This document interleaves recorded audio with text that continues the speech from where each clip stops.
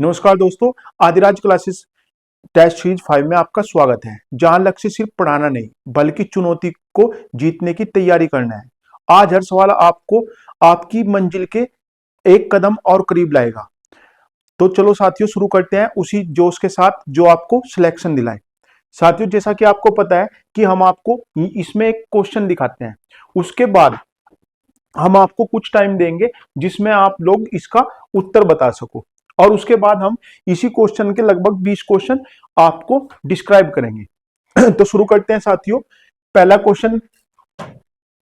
Question साथियों UPSI और Delhi police वालों के लिए बहुत ही विशेष है, क्योंकि ये पॉलिटी और हिस्ट्री दोनों को कवर कर रहा है।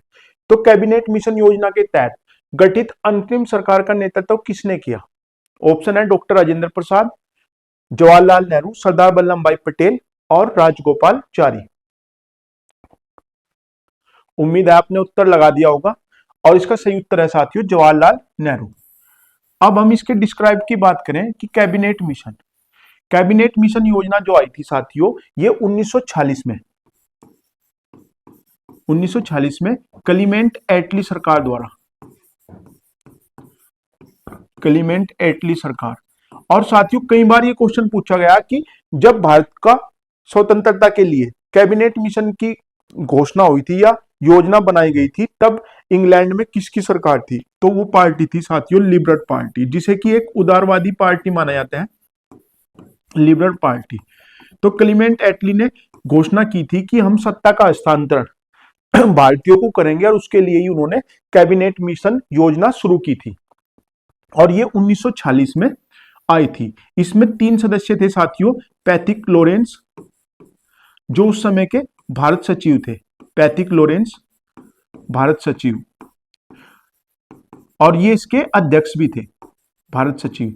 दूसरे थे साथियों स्टेफोर्ड क्रिप्स, जो कि क्रिप्स मिशन में भी भारत में 1942 में जो क्रिप्स मिशन आया था साथियों, क्रिप्स मिशन, उसके सदस्य थे। एक सदस्य जो क्रिप्स मिशन भारत में आया था 1942 में, उसमें भी ये शामिल थे। ठीक है साथियों। और तीसरे थे अलेक्जेंडर, ये उस समय के इंग्लैंड के नेवी के प्रमुख थे। तो ये क्वेश्चन बनता है कि कैबिनेट मिशन के अध्यक्ष कौन थे? तो वो थे पैथिक लॉरेंस। किसकी अध्यक्षता किसने की थी? पैथिक लॉरेंस ने। भारत सचिव कौन थे उस समय? Pethick Lawrence. और एक क्वेश्चन हाल फिलहाल में पूछा गया था साथियों कि जो उस समय क्लीमेंट एटली ने जो कैबिनेट मिशन बनाया था, योजना बनाई थी, उस समय भारत के वॉइसरॉय कौन थे? वेवेल। और वेवेल ने इन तीनों को किस उपनाम से पुकारा था? मैगी।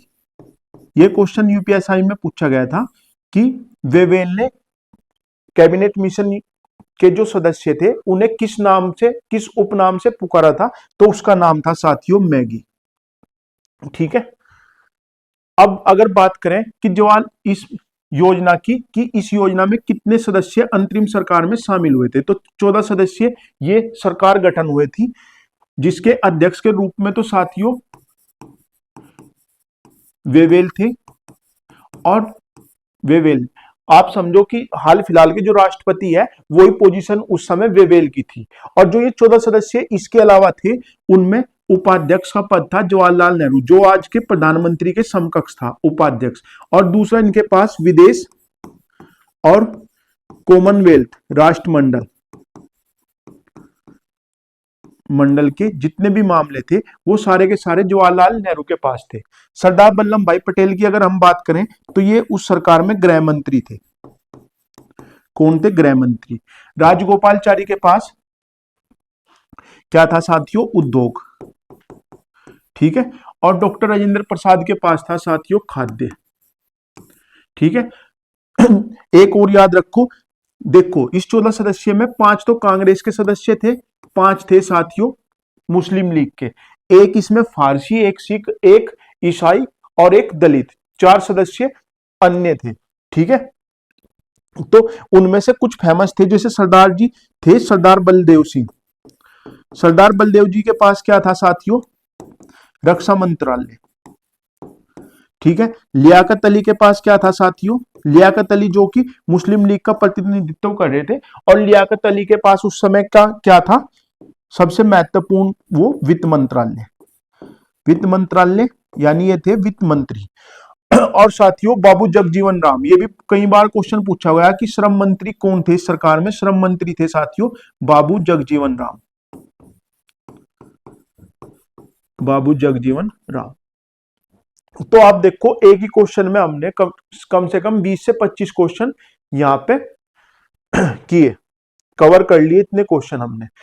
कैबिनेट मिशन के समय कौन थे भारत के वायसराय, वेवेल, वेवेल ने उपनाम क्या दिया, मैगी, ठीक है। इसमें नेवी प्रमुख कौन थे, अलेक्जेंडर।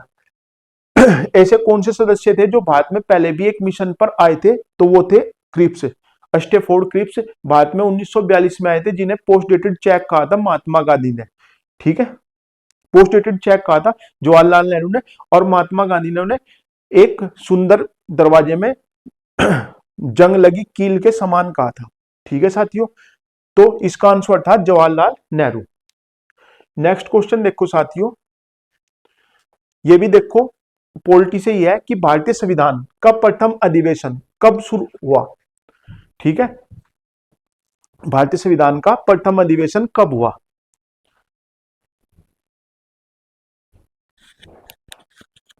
बताओ इसका आंसर बताओ।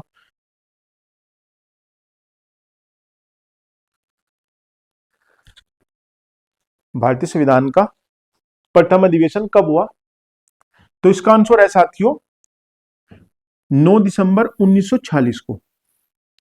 भारतीय संविधान का प्रथम अधिवेशन कब हुआ साथियों, 9 दिसंबर 1946 को। भारतीय संविधान में कितने अधिवेशन हुए टोटल, 12 अधिवेशन, ठीक है साथियों। इसका जो पहला अधिवेशन हुआ था वो हुआ था 9 दिसंबर 1946 को। इस दिन संविधान सभा ने अपना अस्थायी अध्यक्ष चुना गया, जिसे इंग्लिश में क्या कहा जाता है साथियों, प्रोटेम स्पीकर।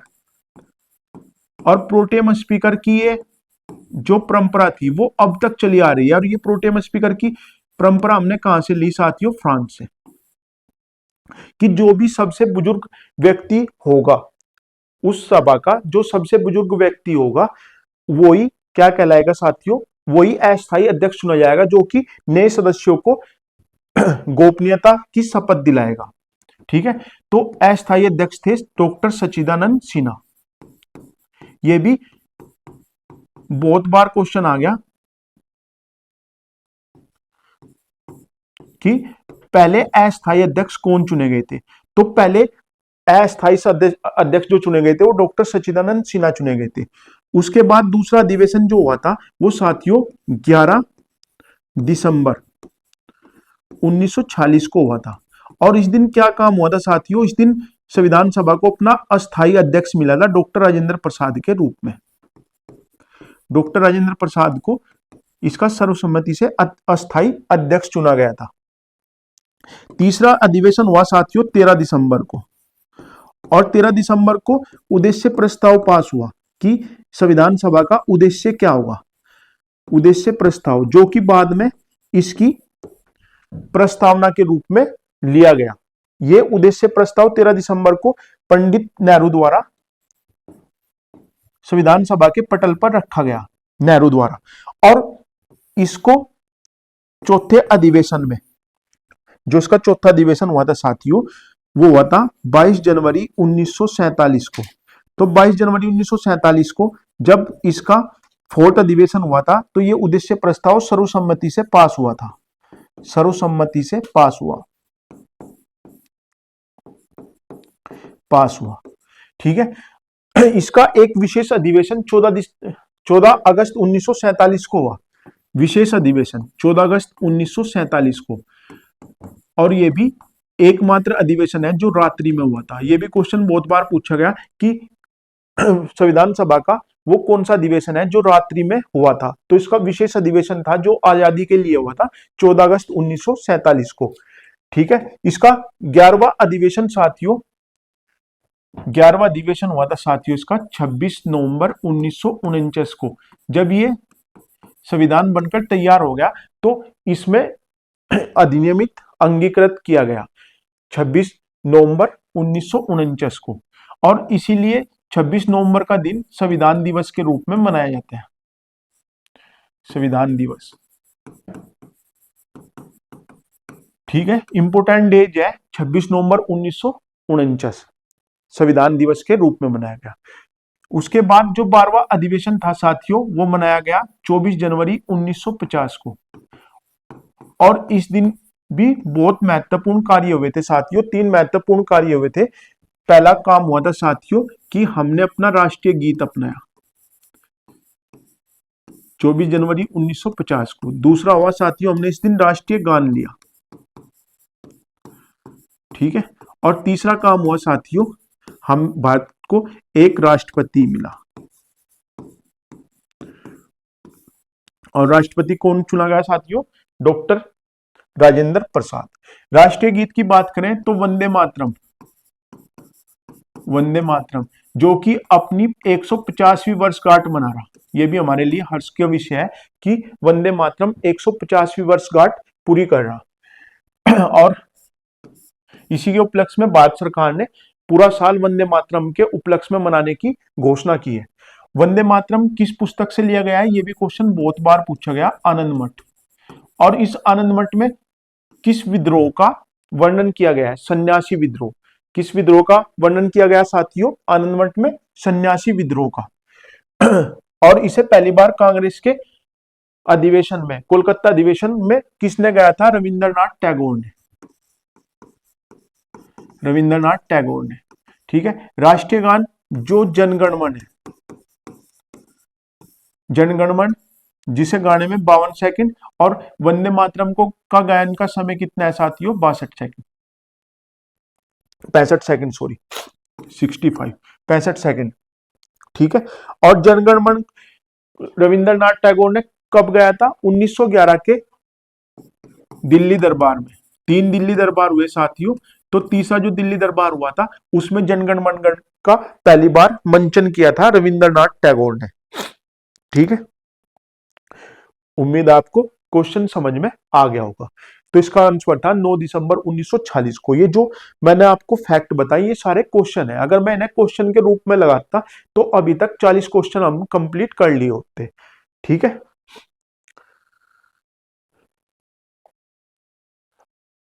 ये देखो, यही जो हमने डिस्क्राइब किया वो इस फॉर्म में है, आप इसका स्क्रीनशॉट भी ले सकते हो,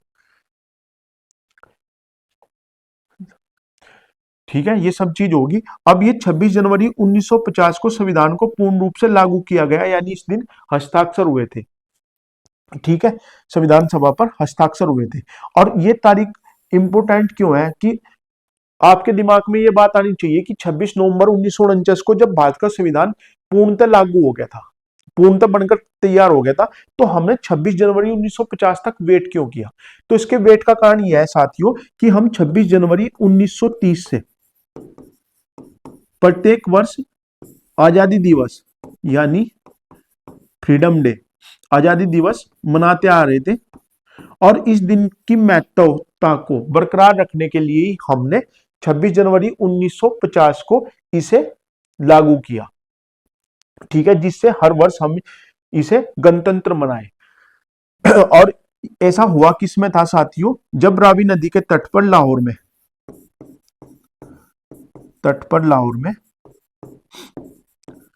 लाहौर अधिवेशन में पंडित जवाहरलाल नेहरू ने पूर्ण स्वराज की मांग की थी, पूर्ण स्वराज की मांग। और ये क्वेश्चन भी आप देखोगे कि बहुत बार आ गया कि कांग्रेस का वह कौन सा अधिवेशन था जिसमें पूर्ण स्वराज की मांग की गई? तो साथियों वो अधिवेशन था लाहौर अधिवेशन। कौन सा अधिवेशन था साथियों? लाहौर अधिवेशन, ठीक है। अब एक बात और बताओ कि हम 15 अगस्त 1947 को ही आजाद क्यों हुए? 15 अगस्त 1947 को आजाद होने का कारण क्या था साथियों? भाई क्लीमेंट एटली ने घोषणा की थी कि हम जनवरी 1948 में भारत को आजाद करेंगे। माउंटबेटन जो कि उस समय अंतिम वायसराय, भारत के अंतिम वायसराय कौन थे साथियों? अंग्रेज वायसराय, वो थे माउंटबेटन।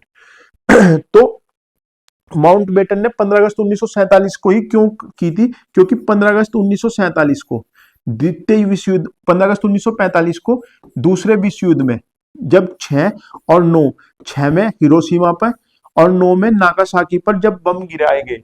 उसके बाद 15 अगस्त 1945 को जापान ने आत्मसमर्पण किया और उस समय वहां पर कमांडर कौन थे? माउंटबेटन। तो माउंटबेटन ने उस दिन को, उस वर्षगांठ को, जापान की हार की वर्षगांठ को मनाने के लिए ही 15 अगस्त 1947 को भारत को आजाद किया। ठीक है साथियों। और एक क्वेश्चन और आ सकता है कि 15 अगस्त को भारत आजाद हुआ, उसी दिन कौन सा देश अपनी स्वतंत्रता दिवस मनाता है? तो साथियों उसी दिन मनाता है साउथ कोरिया। साउथ कोरिया भी 15 अगस्त को ही आजाद हुआ था। तो ये भी अपना फ्रीडम डे 15 अगस्त को ही मनाता है। वायुमंडल में आर्द्रता को मापने के लिए किस यंत्र का उपयोग किया जाता है? इसका आंसर बताओ साथियों। वायुमंडल में आर्द्रता को मापने के लिए किस यंत्र का उपयोग किया जाता है? तो साथियों आर्द्रता, आर्द्रता किस में होती है साथियों? गैस में। तो यहां देखो, आपको यहां भी गैस मिलेगा और यहां भी गैस मिलेगा। तो हाइग्रोमीटर क्या करता है? गैसों की आर्द्रता को मापने के लिए द्रव की सापेक्षता को मापता है साथियों, हाइड्रोमीटर। ठीक है। और बैरोमीटर क्या करता है? वायुमंडलीय दाब। वायुमंडलीय दाब। बैरोमीटर से साथियों देखो 3 क्वेश्चन बनते हैं कि यहां 3 कंडीशन होंगी साथियों। इसकी पहली कंडीशन होगी धीरे धीरे ऊपर जाना, कि अगर बैरोमीटर में पारा धीरे धीरे ऊपर जा रहा है तो ये किसका संकेत है? दूसरा, धीरे धीरे नीचे आ रहा है, नीचे। और तीसरी कंडीशन बनेगी एकाएक नीचे आना। तो साथियों अगर धीरे धीरे नीचे आ रहा है इसका सूचकांक, तो इसका मतलब है साथियों कि धीरे धीरे ऊपर। अगर धीरे धीरे ऊपर जा रहा है तो मौसम साफ रहेगा। धीरे धीरे नीचे आ रहा है तो बारिश की संभावना। और एकाएक नीचे का मतलब आंधी तूफान के साथ भारी बारिश। ठीक है। पायरोमीटर साथियों किससे संबंधित है? उच्च तापमान। ठीक है। जैसे हाइड्रोमीटर है द्रवों की सांद्रता मापता है, ऐसे ही एक वो है लैक्टोमीटर। इसी का एक एग्जांपल है लैक्टोमीटर, जो दूध की शुद्धता मापता है, दूध की शुद्धता की जांच करने के लिए। ठीक है। तो लैक्टोमीटर किसके लिए है साथियों? दूध की शुद्धता के लिए। ठीक है। बैरोमीटर वायुमंडलीय दाब की माप करता है। ठीक है। और इसी का एक एग्जाम्पल है एल्टीमीटर, जो कि वायुयानों की ऊंचाई मापने के काम आता है। किसका एग्जाम्पल है? वो भी एक बैरोमीटर का। नेक्स्ट क्वेश्चन देखो साथियों, एसी को डीसी को दिश धारा में परिवर्तित करने के लिए निम्नलिखित में किस उपकरण का उपयोग किया जाता है? इसका आप आंसर बताओ, जब तक मैं एक घूंट पानी पी लूं।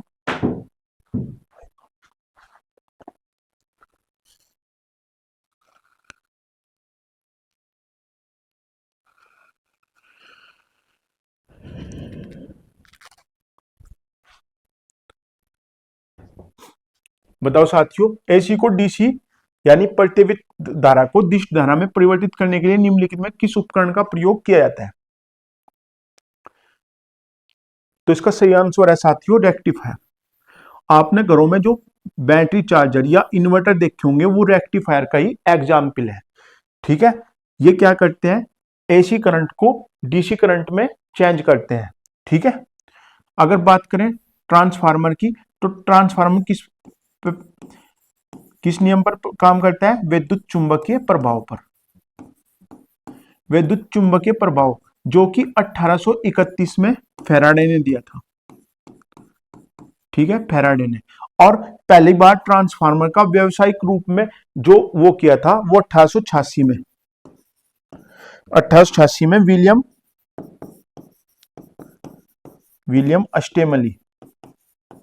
विलियम अस्टेमली द्वारा किया गया। ट्रांसफार्मर पहली बार किस पर उस पर काम करता है? विद्युत चुंबकीय प्रभाव को, जो कि 1831 में फैराडे ने दिया। और 1886 में जो विलियम अस्टेमली थे उन्होंने पहला व्यावसायिक ट्रांसफार्मर का व्यावसायिक ट्रांसफार्मर दिया था। और ट्रांसफार्मर का काम क्या है साथियों? विद्युत धारा को या प्रत्यावर्ती धारा को नियंत्रित करना, प्रत्यावर्तित धारा को नियंत्रित करना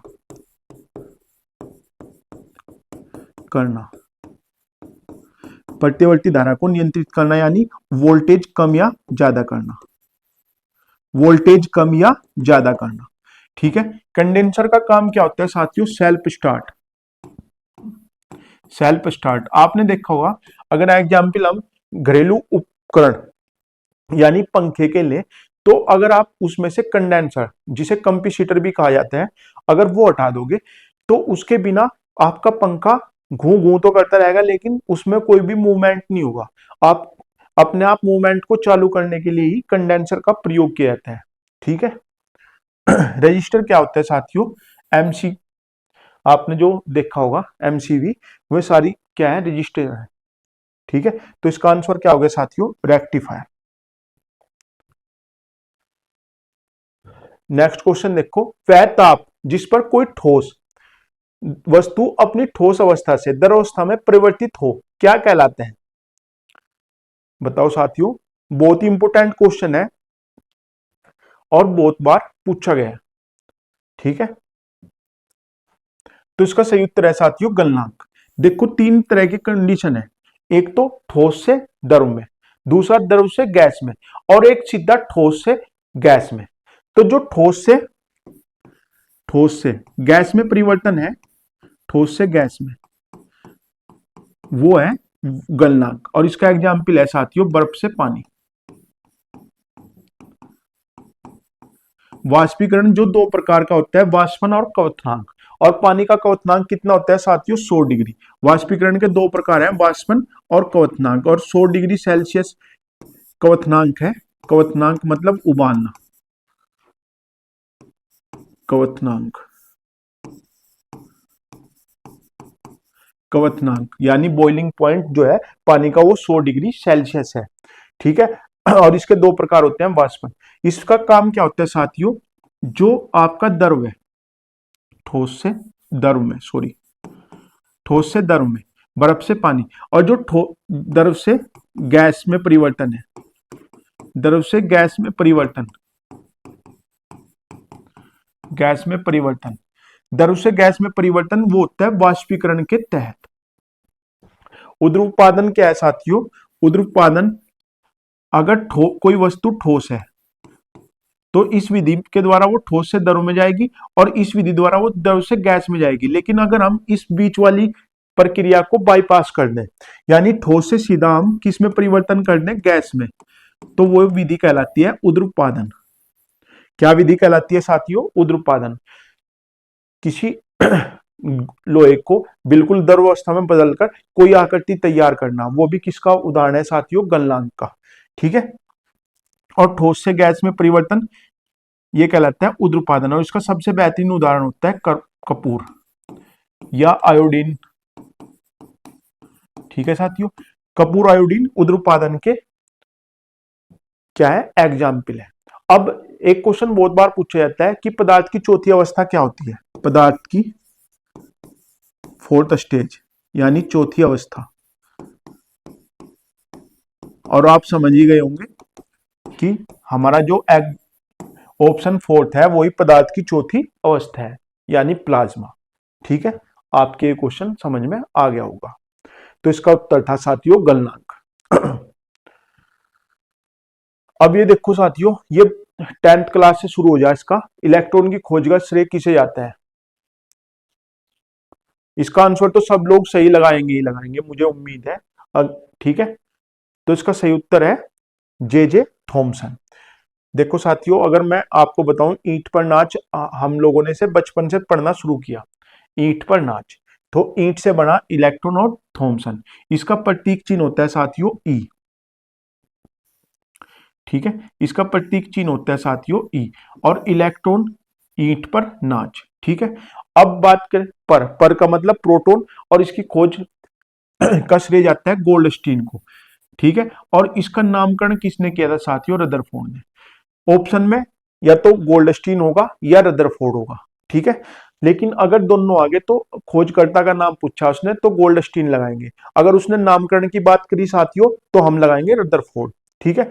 न्यूट्रॉन, न्यूट्रॉन की खोज किसने की थी साथियों? जेम्स चैडविक ने। और नाभिक की खोज का श्रेय दोबारा फिर रदरफोर्ड को जाता है, ठीक है। प्रोटॉन का जो नामकरण किया था वो रदरफोर्ड ने किया था और उसकी खोज गोल्डस्टीन ने की थी। कई बार वो गोल्डस्टीन रदरफोर्ड दे दे, क्या लिखेगा? गोल्डस्टीन रदरफोर्ड, ठीक है। तो इलेक्ट्रॉन की खोज किसने की थी साथियों? जे जे थॉमसन ने। सतपथ ब्राह्मण और तैत्तिरीय ब्राह्मण किस वेद ब्राह्मण मूल पाठ है? साथियों बहुत ही बेहतरीन क्वेश्चन है कि सतपथ ब्राह्मण और तैत्तिरीय ब्राह्मण किस वेद ब्राह्मण मूल के पाठ है,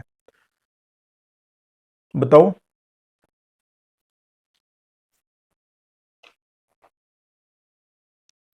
तो इसका आंसर है साथियों यजुर्वेद। यजुर्वेद जो गद और पद दोनों में गाया जाता है,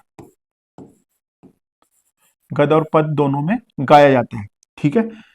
उसी के जो ब्राह्मण है वो सतपथ ब्राह्मण है, सतपथ ब्राह्मण और तैत्तिरीय ब्राह्मण। यजुर्वेद दो प्रकार का होता है, ये दक्षिण भारत में शुक्ल और उत्तर भारत में कर्षण यजुर्वेद के नाम से जाना जाता है। और जो इसका पंडित होता है उसका नाम यजुष होता है, ठीक है साथियों। इसका जो पंडित होता था या विद्वान होता है उसका नाम होता है साथियों यजुष, ठीक है। अगर सबसे पुराने वेद की बात करें हम तो सबसे प्राचीन जो वेद है वो ऋग्वेद है, सबसे प्राचीन, सबसे प्राचीन वेद, ठीक है। इसमें 10 मंडल है और 10 मंडलों में जो पहला अंतिम मंडल है इसका, इन 10 मंडलों में जो इसका पहला और 10वां मंडल है ये सबसे नए मंडल है जो बाद में जोड़े गए, ठीक है। इसके तीसरे मंडल में साथियों, तीसरा मंडल जो है वो स्विता, सविता मतलब सूर्य भगवान को समर्पित है। और इसके तीसरे मंडल में ही क्या है? गायत्री मंत्र, किसका उल्लेख है साथियों? गायत्री मंत्र का उल्लेख है। इसका 9वां मंडल जो है वो सोम के लिए है, ठीक है। इसके 10वें मंडल में साथियों पुरुष सूक्त है, पुरुष सूक्त जिसमें 4 वर्ण बताए, पुरुष सूक्त, ठीक है। इसमें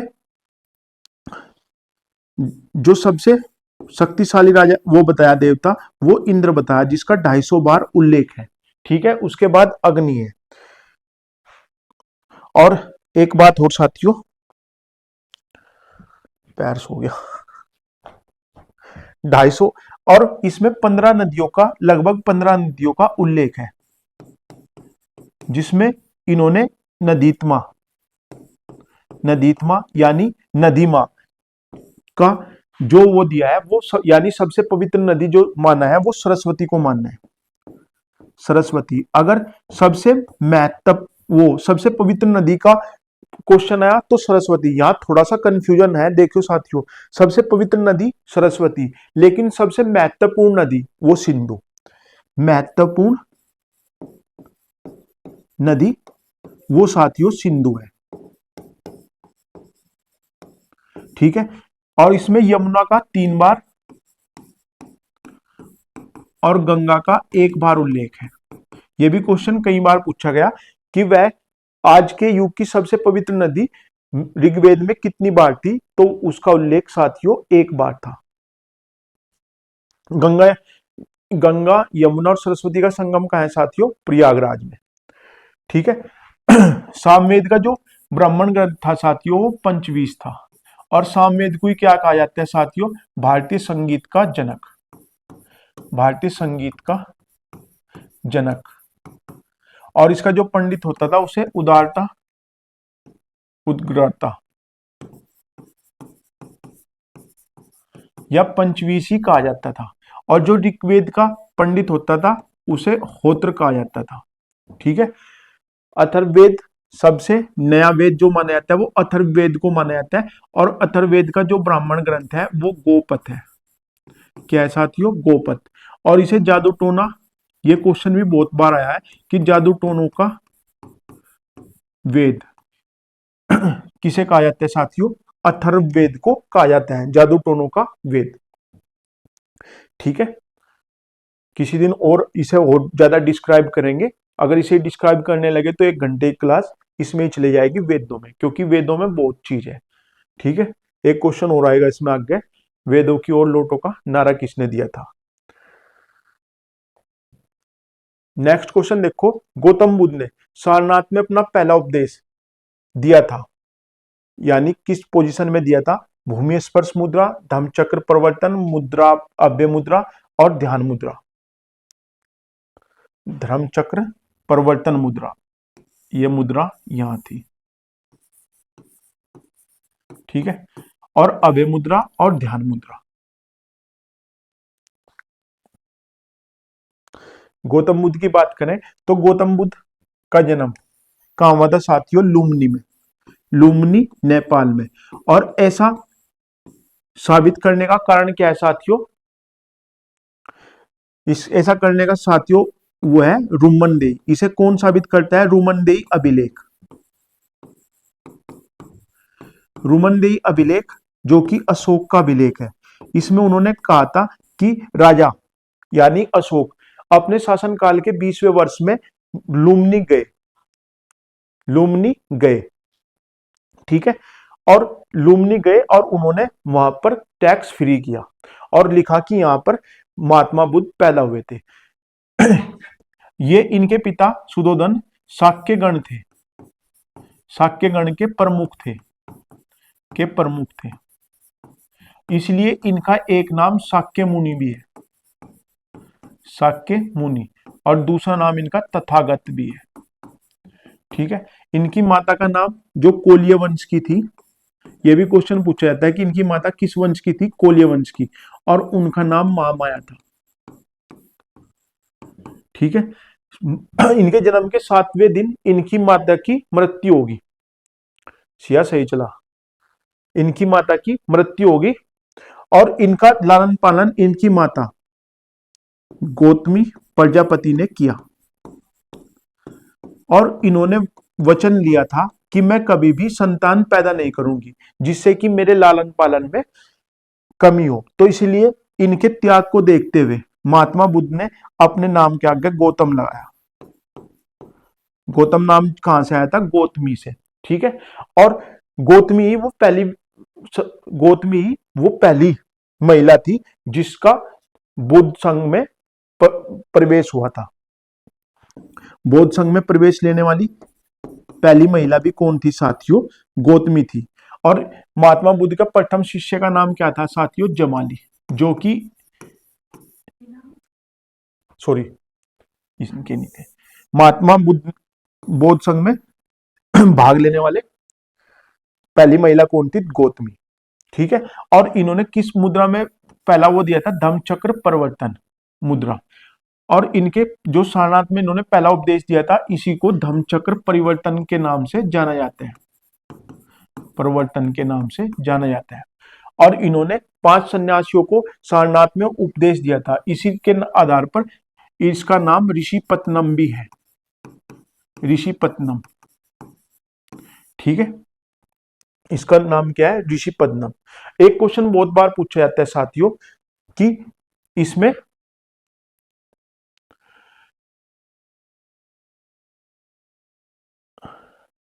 अरे इसमें कितने पिटक हैं? तो कितने पिटक हैं साथियों? त्रिपिटक। 3 पिटक हैं। एक है विनय पिटक, दूसरा है साथियों सुत पिटक, और तीसरा है अभिधम पिटक। जो महात्मा बुद्ध के 2 प्रसिद्ध शिष्य थे, उपाली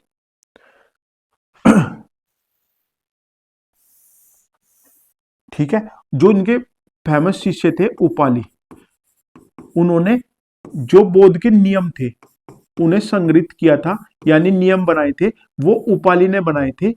ठीक है, और उन्हें किस पुस्तक में संग्रहित किया था? विनय पिटक में। सुत पिटक जो रचना है वो आनंद की है, ठीक है। और ये दोनों जो पहली बौद्ध संगति हुई थी कहाँ हुई थी साथियों? राजगृह में। किसके शासनकाल में? अजात शत्रु के शासनकाल में।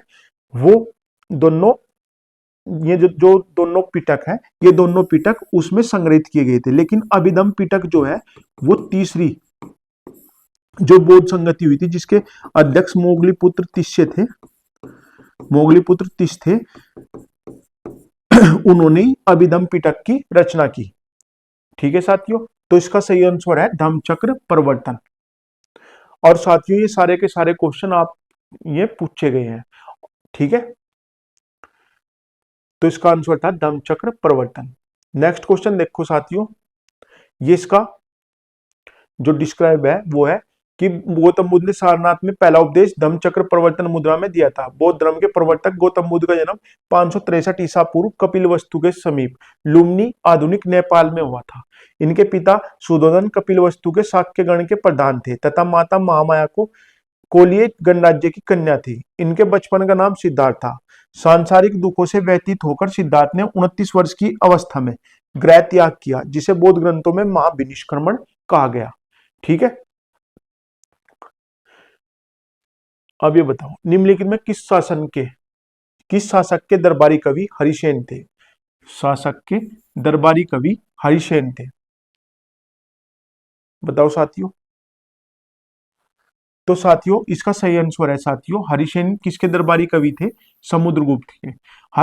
हरिसेन का जो प्रयाग प्रशस्ति है, प्रयाग प्रशस्ति जो किसके किले में है? अब अकबर के किले में, इलाहाबाद में अकबर के किले में है। इसमें इन्होंने समुद्रगुप्त के बारे में बताया।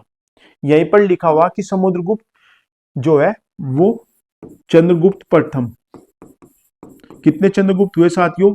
फेमस 3 हुए, एक चंद्रगुप्त मौर्य, एक चंद्रगुप्त प्रथम, जिन्हें गुप्त वंश का वास्तविक संस्थापक कहा जाता है, ठीक है। वैसे किसे माना जाता है? श्रीगुप्त को, लेकिन वास्तविक संस्थापक चंद्रगुप्त प्रथम को माना जाता है। उन्हीं के पुत्र थे समुद्रगुप्त, और इनकी उपाधि क्या थी? लिच्छवी दोहित्र, क्योंकि इनकी मां कुमारी देवी वो क्या थी साथियों? लिच्छवी वंश की थी। और इनके पुत्र थे चंद्रगुप्त द्वितीय, जिनके दरबार में प्रथम नवरत्न रहे, चंद्रगुप्त द्वितीय। और पहले राजा थे जिनके नाम के साथ विक्रमादित्य की उपाधि है। विक्रमादित्य की उपाधि लेने वाले 14 हिंदू शासक हुए, जिनमें अंतिम हिंदू शासक था हेमू, जो 1556 में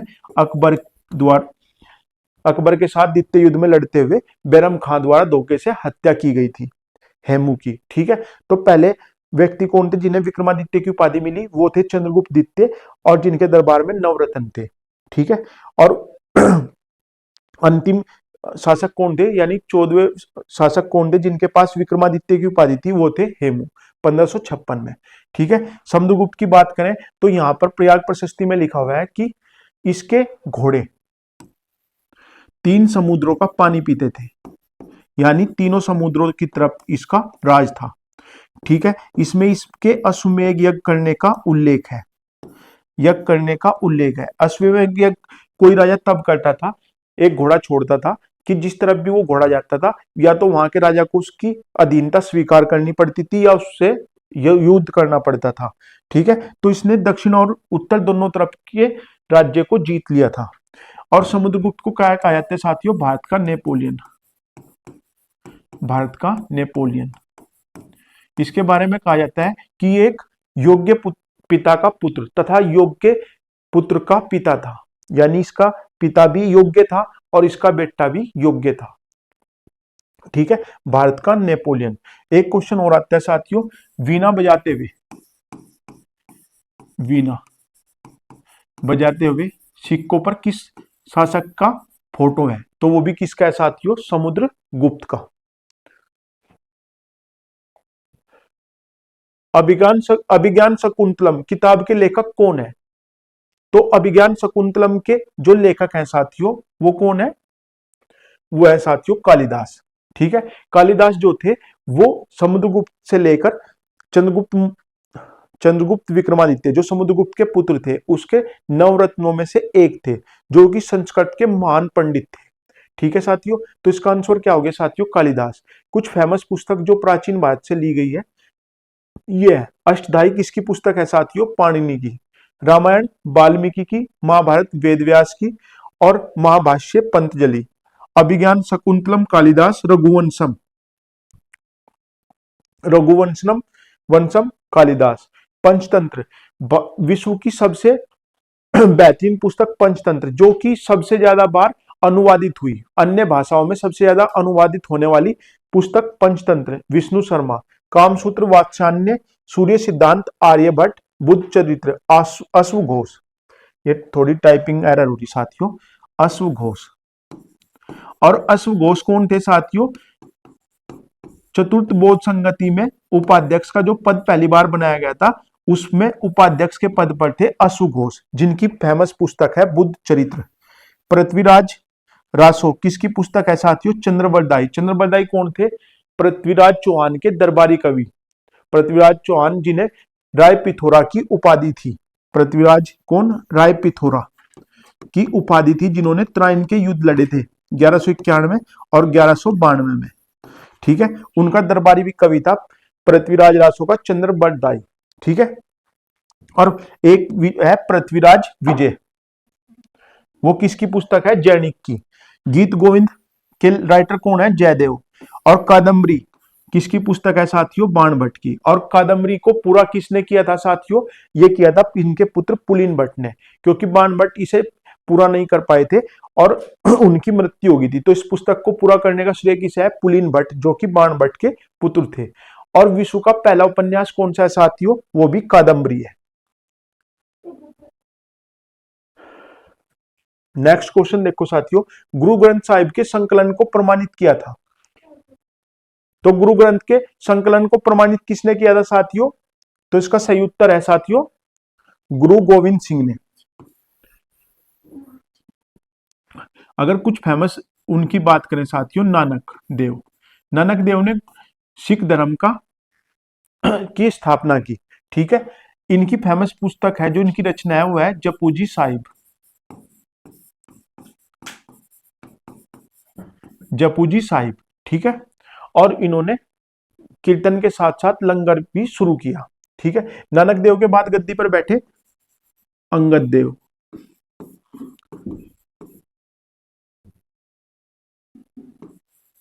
जिनका दूसरा नाम क्या था साथियों, भाई लैना। ठीक है, अंगद देव, इन्होंने गुरुमुखी लिपि की रचना की। गुरुमुखी लिपि की रचना की। ठीक है, और तीसरे अंगद देव के बाद अमर सिंह। एक मिनट साथियों, ये बदल लूं मैं माइक, आवाज कम जा रही।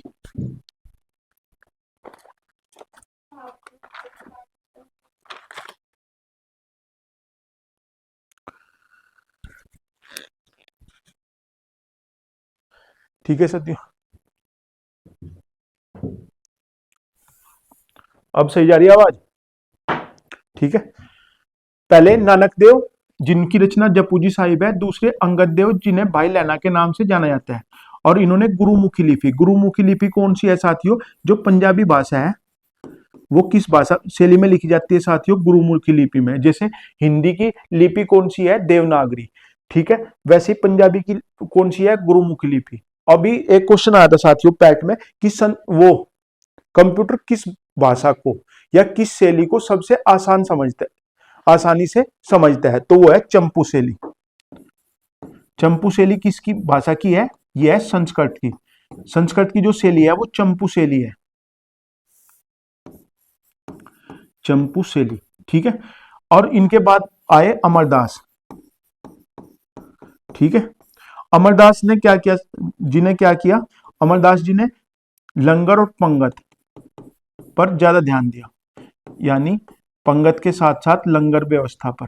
ठीक है, उसके बाद साथियों रामदास जी आए, जिनकी को किसने, रामदास को अकबर ने, रामदास की पुत्री बीबी भानु को अकबर ने 500 बीघा जमीन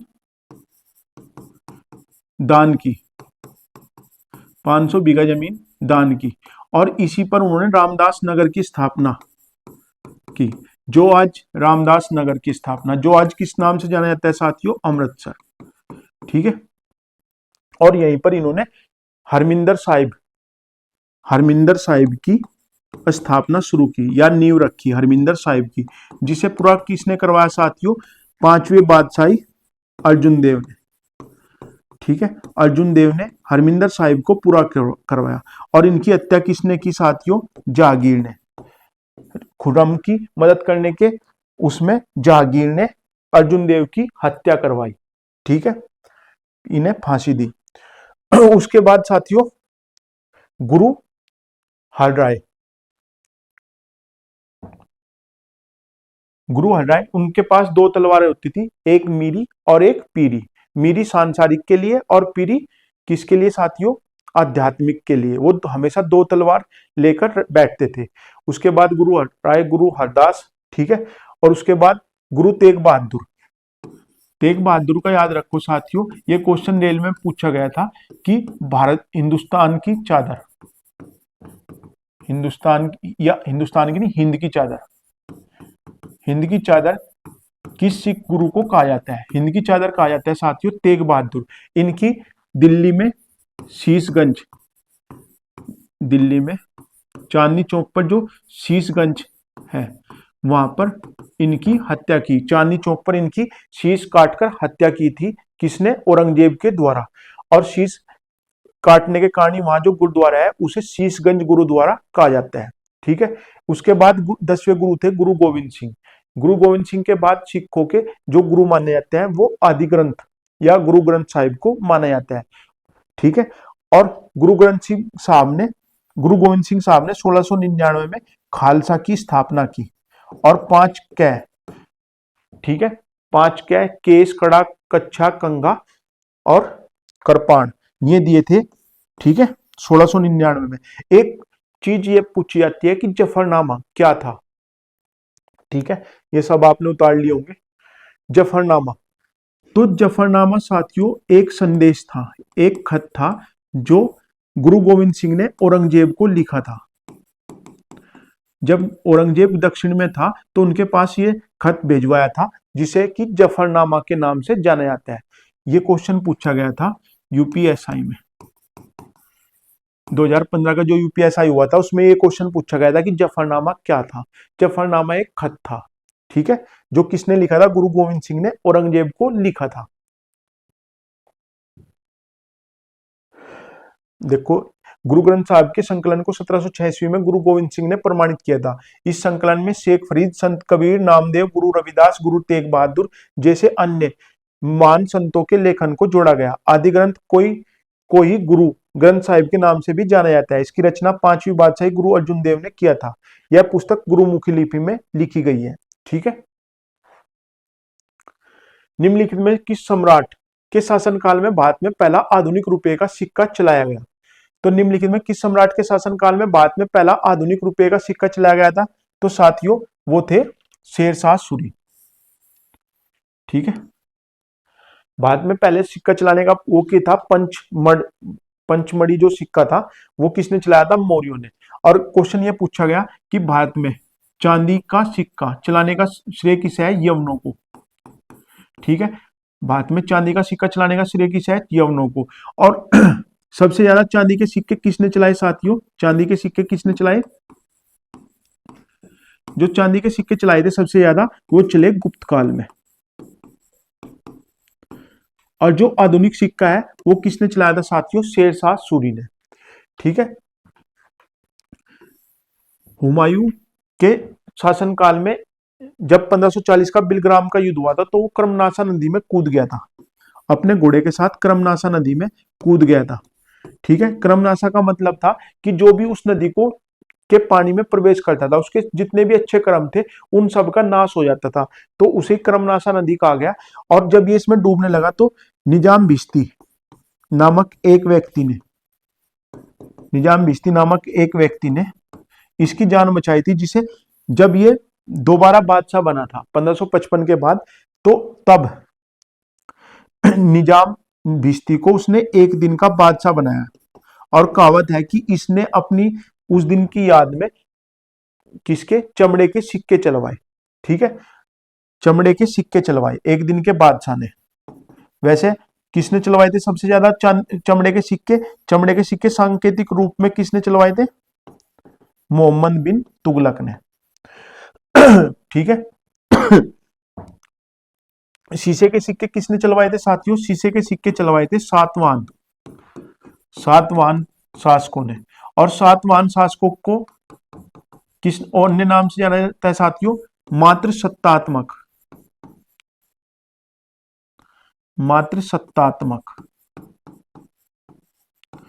ये कैसा वंश था साथियों? मातृसत्तात्मक। यानी इसका मतलब ये था कि यहाँ के राजा अपने नाम से पहले, यहाँ के राजा नाम से पहले अपनी मां का नाम लगाते थे। जैसे गौतमी पुत्र सतकर्णी, सातवाहन का जो सबसे फेमस राजा था वो गौतमी पुत्र सतकर्णी था, तो इसलिए वो अपनी मां का नाम अपने नाम से पहले लगाता था, बलश्री।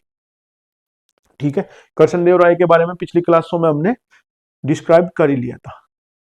भारत में रेलवे का सर्वाधिक विकास किसके शासनकाल में हुआ? साथियों अगर बात करें कि भारत में रेलवे 16 अप्रैल, यानी रेलवे दिवस कब मनाया जाता है साथियों? 16 अप्रैल को। और रेलवे का जो लोगो है वो कौन है? भोलू यार्ड, भोलू गार्ड। ठीक है, 16 अप्रैल 1853 में पहली ट्रेन चली थी मुंबई से थाने के बीच 34 किलोमीटर लंबी। ठीक है, और किसके शासनकाल में चली थी साथियों? डलहौजी। अगर क्वेश्चन ये आए कि भारत में रेलवे का जनक कौन है, तो उत्तर होगा डलहौजी। लेकिन साथियों अगर क्वेश्चन ये आया कि रेलवे का सर्वाधिक विकास किसके शासनकाल में हुआ, तो वो साथियों वो था कर्जन। ठीक है, कर्जन के शासनकाल में हुआ सर्वाधिक विकास जो रेलवे का हुआ, वो कर्जन के शासनकाल में हुआ। भारत में जो ईस्ट इंडिया कंपनी ने सबसे ज्यादा, यानी जो सबसे ज्यादा तरक्की की वो कर्जन के शासनकाल में की। ये एक प्रोग्रेसिव व्यक्ति था। इसने क्या किया? 1902 में इसने पुलिस विभाग बनाया, पुलिस विभाग, और उसके अंतर्गत ही सीआईडी विभाग बनाया। ये भी क्वेश्चन बहुत बार पूछा गया कि सीआईडी की स्थापना किसने की थी? भारत में वो की थी कर्जन ने। इसने 1905 में बंगाल विभाजन किया। हिंदू मुस्लिम एकता को तोड़ने का प्रयास पहली बार किसने किया था? बंगाल विभाजन। ठीक है, इसने पुरातत्व विभाग को पुनर्गठित किया, पुरातत्व विभाग को पुनर्गठित किया। इसी के उसमें 1903 में दूसरा दिल्ली दरबार हुआ। पहला दिल्ली दरबार किसके शासनकाल में हुआ था साथियों? लिट्टन के। पहला लिट्टन के। ठीक है, पहला दिल्ली दरबार लिट्टन के शासनकाल में, और दूसरा किसके में हुआ था? 1903 में, और तीसरा मेयो के। वो लाइट बंद कर जल्दी।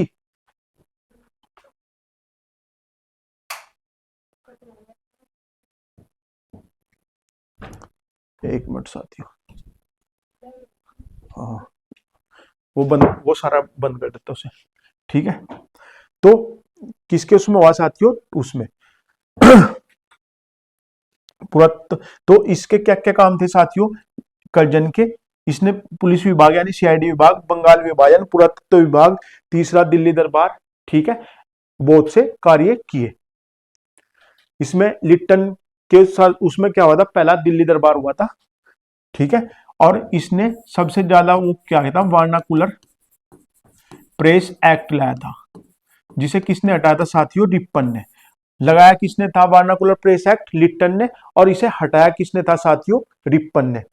भारत का मान उद्धारक वो किसे कहा जाता है? रिप्पन को। भारत में स्थानीय स्वशासन का जनक किसे कहा जाता है साथियों? रिप्पन। पहला कारखाना अधिनियम 1881 कौन लाया था? रिप्पन। ठीक है, इल्बर्ट बिल विवाद किसके शासनकाल में हुआ था? रिप्पन के। ठीक है, सर्वेंट ऑफ इंडिया सोसाइटी की स्थापना किसके द्वारा 1905 में कल्याणकारी कार्यों के विभिन्न जाति और धर्म के भारतीयों को एकजुट और प्रशिक्षित करने के लिए की गई थी? ठीक है, आंसर बताओ साथियों। तो साथियों इसका आंसर है गोपाल कृष्ण गोखले। गोपाल कृष्ण गोखले जो कि और किस नाम से जाने जाते हैं साथियों? महात्मा गांधी के राजनीतिक गुरु, राजनीतिक गुरु।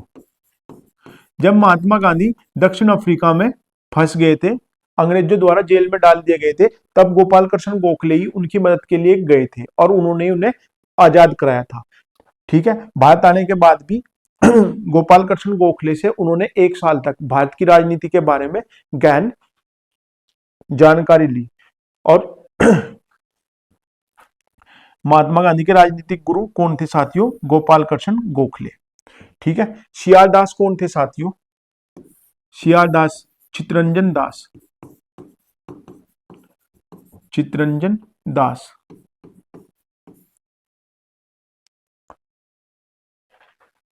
जिन्हें देश बंधु की उपाधि के से जाना जाता है, देश बंधु।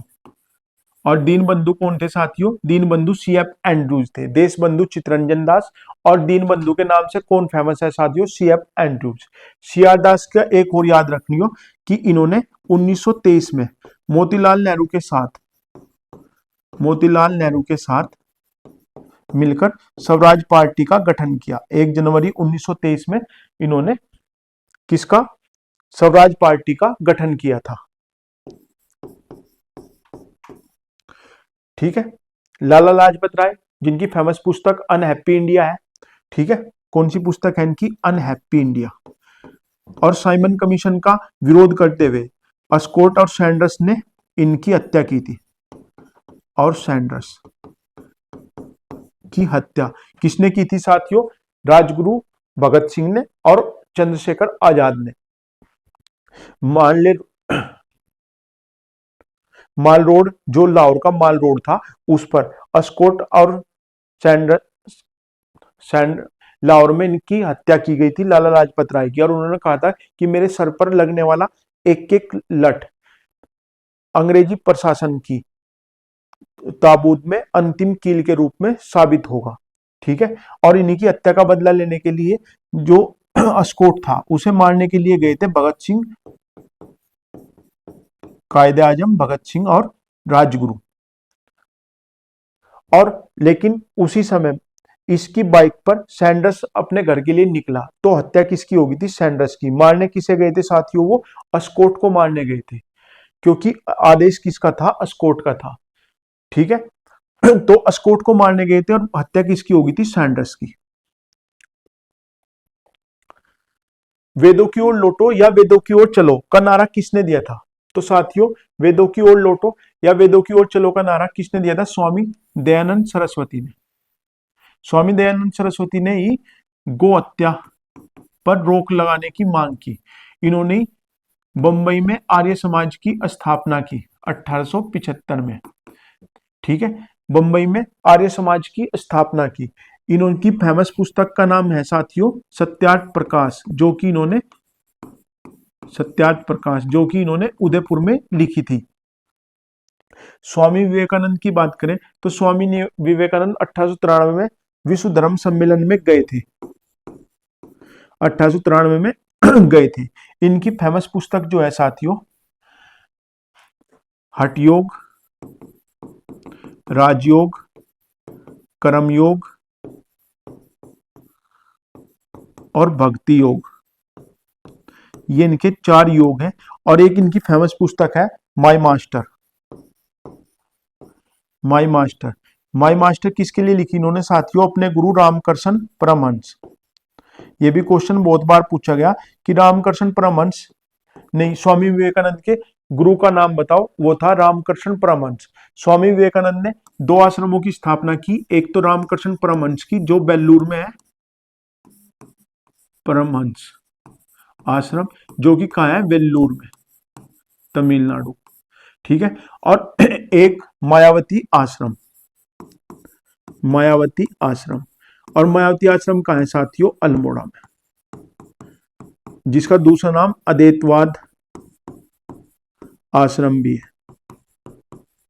ठीक है, राजा राम मोहन राय के बारे में हमने पीछे पढ़ लिया था। ये रामकृष्ण परमहंस किसके गुरु थे साथियों? स्वामी विवेकानंद के। जब सुभाष चंद्र बोस जब सुभाष चंद्र बोस ने भारतीय राष्ट्रीय कांग्रेस के अध्यक्ष पद से इस्तीफा दिया तो इस पद का प्रस्ताव किसे दिया गया? तो साथियों, जब सुभाष चंद्र बोस 1938 में हरिपुरा अधिवेशन की अध्यक्षता कर रहे थे, तभी अगले जो अगला अधिवेशन होना था वो होना था त्रिपुरी में। ठीक है, इसके लिए चुनाव होने थे। ऐसा होता था कि पहले उसका अध्यक्ष चुन लिया जाता था, पूरे साल वो ही उसका कांग्रेस का अध्यक्ष रहता था। उसके बाद वो अध्यक्षता में उसके अधिवेशन होता था और पूरे साल क्या क्या काम हुए और आगे हम क्या काम करेंगे वो सारे के सारे इस अधिवेशन में रखे जाते थे। तो 1938 में हरिपुरा अधिवेशन की अध्यक्षता कर रहे थे और 1939 का चुनाव होना था। तो त्रिपुरी अधिवेशन में सुभाष चंद्र बोस ने अपना नामकरण किया और इधर से पटाभी सीतारामैया आए। पटाभी सीतारामैया चुनाव हार गए, जिन्हें की हार को महात्मा गांधी ने अपनी हार बताया और महात्मा गांधी ने अपनी हार बताया, जिससे कि सुभाष चंद्र बोस को दुख हुआ। उन्होंने कहा कि महात्मा गांधी के लिए हम दोनों ही बराबर थे। ठीक है, लेकिन अगर मेरे जीतने से महात्मा गांधी को दुख हुआ तो मैं आज इससे त्याग पत्र देता हूं। और उन्होंने त्याग पत्र देकर किसे? डॉक्टर राजेंद्र प्रसाद को इसकी अध्यक्षता सौंप दी। ठीक है, तो सुभाष चंद्र बोस के बाद कौन बैठे थे? अध्यक्ष कौन बने थे? डॉक्टर राजेंद्र प्रसाद। और इन्होंने 1939 में कौन से की? फॉरवर्ड ब्लॉक की स्थापना की।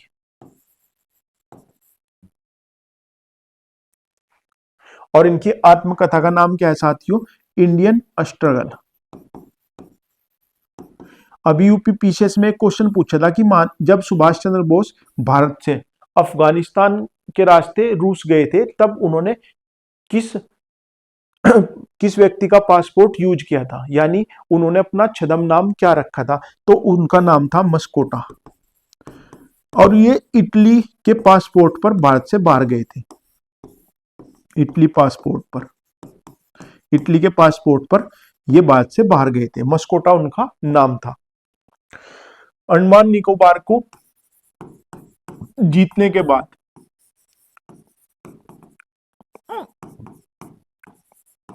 शहीद और स्वराज नाम दिया। इन्होंने दिल्ली चलो, तुम मुझे खून दो, मैं तुम्हें आजादी दूंगा जैसे नारे दिए। और इन्होंने नेहरू, गांधी और रानी लक्ष्मीबाई नाम की 3 ब्रिगेड बनाई। रानी लक्ष्मीबाई की जो वो थी कैप्टन, वो कैप्टन लक्ष्मी सहगल थी। और कैप्टन लक्ष्मी सहगल अभी कब फेमस हुई थी दोबारा? जब इन्होंने अब्दुल कलाम आजाद के खिलाफ राष्ट्रपति का चुनाव लड़ा। यानी ये क्वेश्चन आता है कि अब्दुल कलाम आजाद के खिलाफ चुनाव लड़ने वाली महिला कौन थी? तो वो थी कैप्टन लक्ष्मी सहगल। दांडी नमक यात्रा के दौरान निम्नलिखित में किस सामाजिक कार्यकर्ता ने गांधी के आंदोलन को केवल पुरुषों तक सीमित न रखने के लिए राजी किया था? तो इसका सही आंसर है साथियों कमला देवी चट्टोपाध्याय। और ये भी पैट 2023 में आया हुआ क्वेश्चन है। ठीक है, पहले भी यूपीपीसीएस में आया था, लेकिन उसके बाद पैट 2023 में ये क्वेश्चन आया था कि किसने इन्हें राजी किया था? तो वो थे साथियों कमला देवी चट्टोपाध्याय। पंडित रमाबाई आपको पता है, महिला आर्य समाज की स्थापना 1830 में किसने की थी? पंडित रमाबाई ने। ठीक है, मैडम भिकाजी रुस्तम कामा कौन थी? स्टुटगार्ट जर्मनी में पहली बार विदेश में पहला तिरंगा फहराने वाली महिला 1907 में मैडम भिकाजी रुस्तम कामा। ठीक है, भारतीय क्रांति की जननी या भारतीय क्रांति की मां भी इन्हें कहा जाता है, क्रांति की मां या पहली महिला क्रांतिकारी। ठीक है, एनी बेसेंट कौन थी? एक आयरिश महिला थी साथियों, जिन्होंने 1907 में जो कांग्रेस विभाजन हुआ था उसको एकीकरण करने में जिन्होंने मदद की थी। 1916 में जो लखनऊ अधिवेशन हुआ था, उसके बाद 1917 में इन्हें अध्यक्षता सौंपी गई। कांग्रेस की प्रथम महिला अध्यक्ष 1916 में इन्होंने होम रूल लीग की स्थापना की, जिसका बाद में बाल गंगाधर तिलक की होम रूल से क्या हो गया था, टाई अप हो गया था। ठीक है,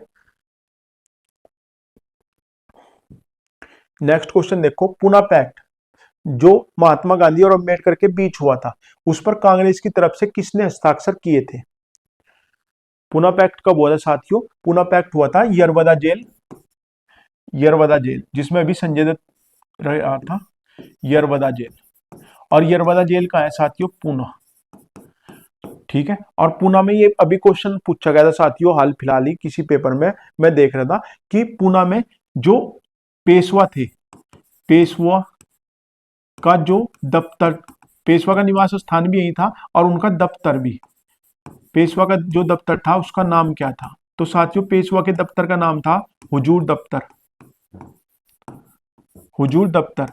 और इनके निवास स्थान का नाम था साथियों शनिवार वाड़ा, शनिवार वाड़ा।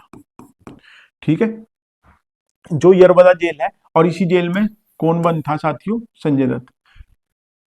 उस पर कांग्रेस की तरफ से किसने हस्ताक्षर किए थे? तो साथियों उस पर ऐसा था 1932 में जब कम्युनल अवार्ड की घोषणा की थी, तीसरा जो गोलमेज सम्मेलन हुआ था उसके बाद उन्होंने हमें टुकड़ों में तोड़ दिया था। ठीक है, मुस्लिमों के साथ तो पृथक निर्वाचन का जो अधिकार था वो 1909 में दे दिया गया था, लेकिन अब उन्होंने दलितों को भी अलग करने का काम किया था। तो उसी को कि हिंदू समाज में बंटवारा ना हो और भारत के टुकड़े टुकड़े ना हो, तो उसी के लिए महात्मा गांधी और अंबेडकर के बीच में 1932 में ये समझौता हुआ था। लेकिन महात्मा गांधी उस समय जेल में थे, तो इसलिए कांग्रेस की तरफ से जो हस्ताक्षर किए थे वो मदन मोहन मालवीय ने किए थे। मदन मोहन मालवीय जिन्हें महामना, महामना की उपाधि है, महामना मदन मोहन मालवीय। और इन्होंने 1916 में बीएचयू की स्थापना की थी, कहां साथियों? वाराणसी में। सबसे प्राचीन हिंदू विश्वविद्यालय की स्थापना किसने की थी आधुनिक काल में? 1916 में बीएचयू की स्थापना। और इन्हें महामना की उपाधि किसने दी थी साथियों? महादेव गोविंद रानड़े, महादेव गोविंद रानड़े। और महादेव गोविंद रानड़े को उपाधि क्या है? महाराष्ट्र का सुकरात या दक्षिण का सुकरात, महाराष्ट्र का सुकरात। ठीक है, इन सब के बारे में हमने पढ़ लिया। गोपाल कृष्ण गोखले कौन थे? महात्मा गांधी के राजनीतिक गुरु। ठीक है, और ये जो मदन मोहन मालवीय थे ये कांग्रेस के 4 बार अध्यक्ष रहे। ठीक है साथियों, नेक्स्ट क्वेश्चन देखो, ब्राजील का सबसे बड़ा शहर कौन सा है? तो ब्राजील का सबसे बड़ा शहर कौन सा है साथियों? ब्राजील का सबसे बड़ा शहर साथियों साओ पोलो है। ठीक है, कौन सा शहर है साथियों? Sao Paulo. ठीक है, और साओ पोलो में ही सबसे फेमस सेंटोस बंदरगाह है, और सेंटोस बंदरगाह को किस नाम से जाना जाता है? विश्व का कॉफी बंदरगाह, कॉफी बंदरगाह। साओ पालो ब्राजील का ही नहीं दक्षिण अमेरिका का सबसे बड़ा शहर है, दक्षिण अमेरिका का सबसे बड़ा शहर है। और ब्राजील में कौन से घास के मैदान है साथियों? पंपास, पंपास घास के मैदान ब्राजील में और कंपास अर्जेंटीना में। ब्राजीलिया, ये साथियों क्वेश्चन पूछा गया था, आप देखोगे लोअर पीसीएस 2019 के मेंस में कि ब्राजील की राजधानी का नाम क्या है साथियों? ब्राजीलिया। ठीक है, ब्राजीलिया। रियो डी जनेरिया ब्राजील का दूसरे नंबर का शहर है। ठीक है, और ये इसकी आर्थिक राजधानी है। ब्राजीलिया से पहले ये रियो डी जनेरिया ही ब्राजील की राजधानी होती थी। ठीक है, पोर्ट लेजा क्या है साथियों? यहाँ का एक टूरिस्ट पैलेस है, टूरिस्ट पैलेस। ठीक है, तो ब्राजील का सबसे बड़ा शहर साओ पोलो, जहां कौन सा बंदरगाह है साथियों? सेंटोस। और सेंटोस बंदरगाह विश्व का कॉफी बंदरगाह के नाम से जाना जाता है। सीसी के सिक्के किस राजवंश के द्वारा चलाए गए? तो किसके द्वारा चलाए गए साथियों? ये सातवाहन राजवंश।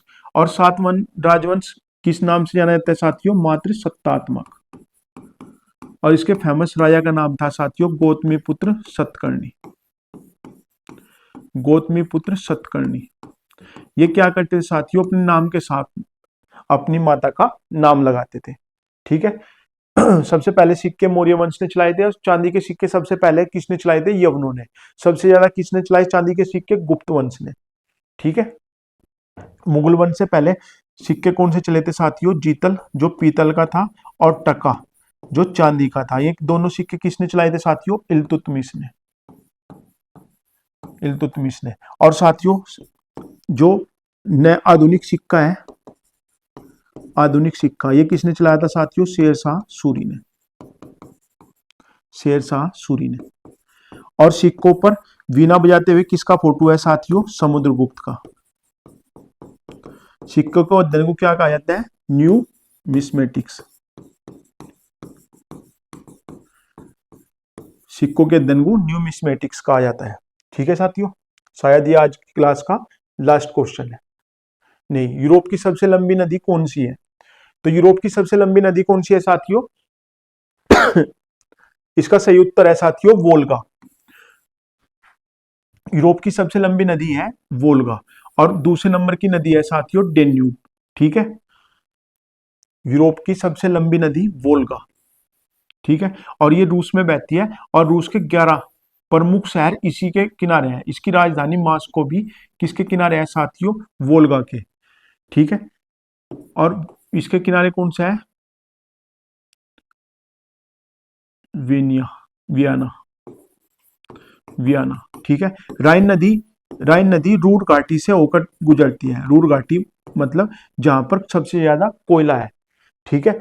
वहां से होकर गुजरती है, तो इसलिए इसे कभी कभी कोयले की नदी कहा जाता है। भारत की कोयले की नदी कौन सी है साथियों, दामोदर। दामोदर जो भारत की कोयले की नदी है, भारत में कोयले की नदी दामोदर, और विश्व में कौन सी है, राइन नदी। ठीक है। और ये सबसे व्यस्त नदी है, सबसे व्यस्त नदी और सबसे ज्यादा व्यापार करने वाली। ठीक है। सबसे व्यस्त नदी और सबसे ज्यादा व्यापार करने वाली यानी आर्थिक नदी कौन सी है साथियों, राइन नदी है, जो कहां सी है, जर्मनी में। ज्यादातर कहां बहती है, जर्मनी में। ठीक है। और इसे रूर घाटी से होकर कौन सी नदी गुजरती है, राइन नदी। दूसरा एक बात और याद रखो राइन नदी के बारे में, एर्स हो गया। ठीक है। हाँ, मैं ये कहता कि सबसे व्यस्त समुद्र कौन सा है साथियों, व्यस्त महासागर कौन सा है, वो है आर्कटिक महासागर, उत्तरी आर्कटिक महासागर, जो कि असाकर्टी का है। ठीक है।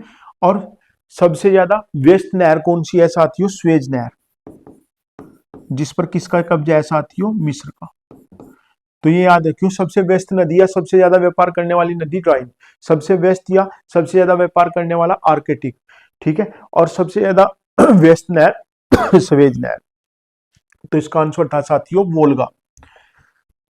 ये इसका डिस्क्रिप्शन है, आप इसका स्क्रीनशॉट ले लियो।